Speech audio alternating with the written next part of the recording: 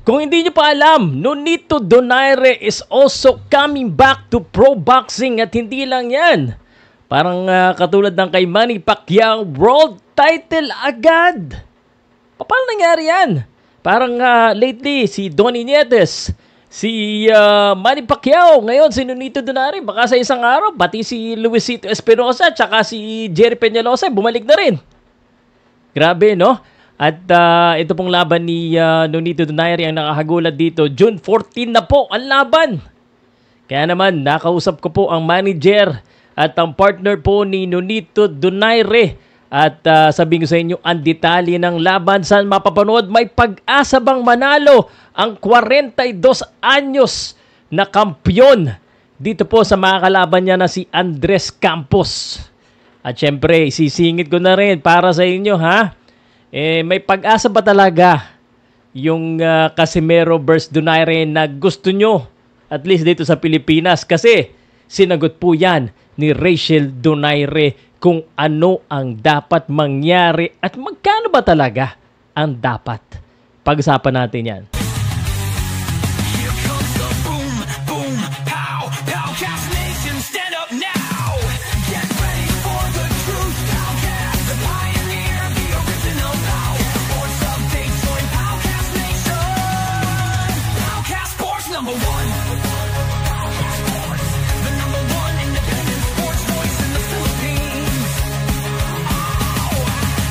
Powcast Sports. If you're new here, don't forget to subscribe and hit the notification bell. So, kumpirmado na po na babalik po itong si Nonito Donaire sa boxing. At ang matindi dito, ang kanya pong laban ay para po sa WBA Championship at hindi lang basta-basta, no? Ito po ay interims bantamweight po, 118. So, ito po, kumakampanya po si Nonito Donaire sa 122 nung nakalaban niya sa Naoya Inoue. Pero ito ngayon, Nonito Donaire, Andres Campos ang makakalaban niya. 28 anyos lang ang kalaban niya, ha? At magaganap po ang laban sa Buenos Aires, Argentina. Sigurado mas magandang opportunity na to.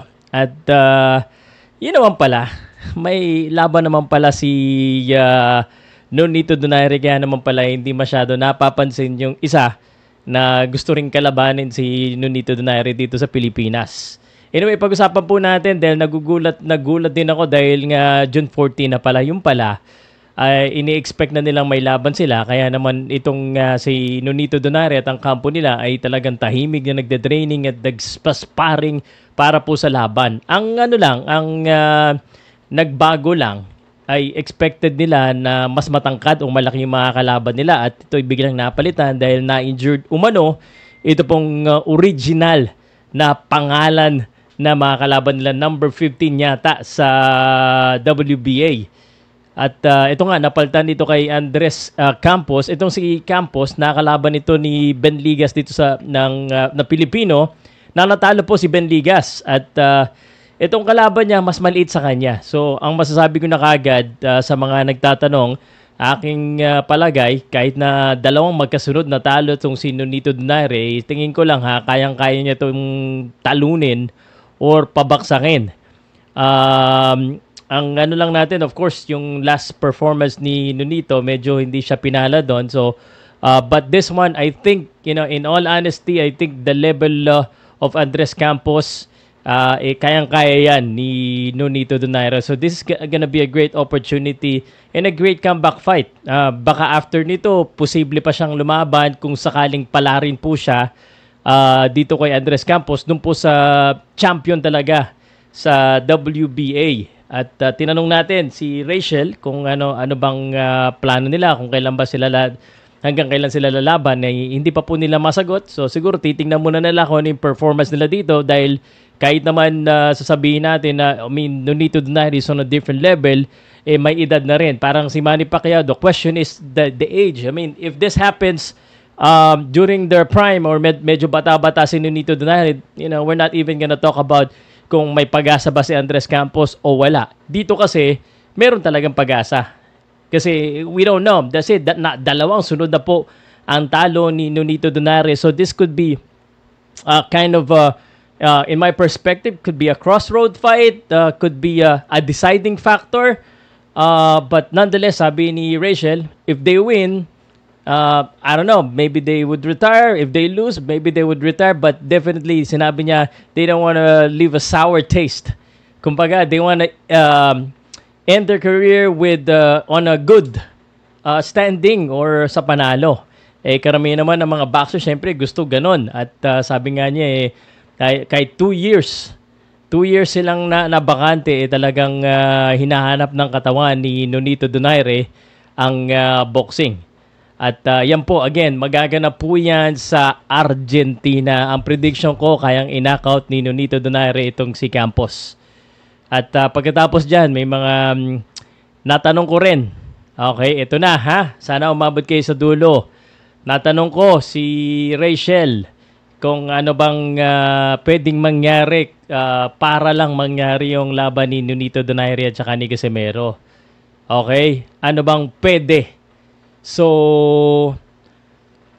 medyo ang presyo na kagad, ang tinanong ko, ano bang minimum? May kalating milyon daw. Kalating milyon dolyar. At syempre may mga drug testing daw na magaganap dapat para siguradong patas ang laban. Parang may duda ng konti, kumbaga, kay Casimero. So, yun ang dapat lang mangyari para mangyari. Pero sa tingin ko, in all honestly guys, I don't think that fight with Casimero and Donaire will ever happen this stage. Siguro, nonetheless, makahanap po ng promoter na magbibigay ng ganong kalaking halaga kay Nonito Donaire for this to happen. Because right now, wala kasing kumbaga, walang, aside from the storyline, yung away po ng dalawang kampo o yung inita nila, wala rin masyadong benefits sa isa't isa. Tas hindi pa sila magkasundo. Kung magkasundo sana sila, mas madaling usapan yan So, yun po ang presyo ni Donaire. At yan ang sinasabi ni Jason na masyadong mahal. Yun talaga yung presyo na gusto nila. So, sana makahanap sila ng promotions na or promoter na maglalabas ng pera. Na ganun. Kung hindi man, bahala na sila mag-negotiate. Basta ako, I just wanted to say, grabe yung mga legends natin coming back. Donaire, Nietes ngayon, and then Manny Pacquiao. So, sana magkaroon pa ulit maging world champion ulit itong ating mga boxer. Nararamdaman ko Pacquiao at Donaire world champions ulit Ano sa tingin nyo guys?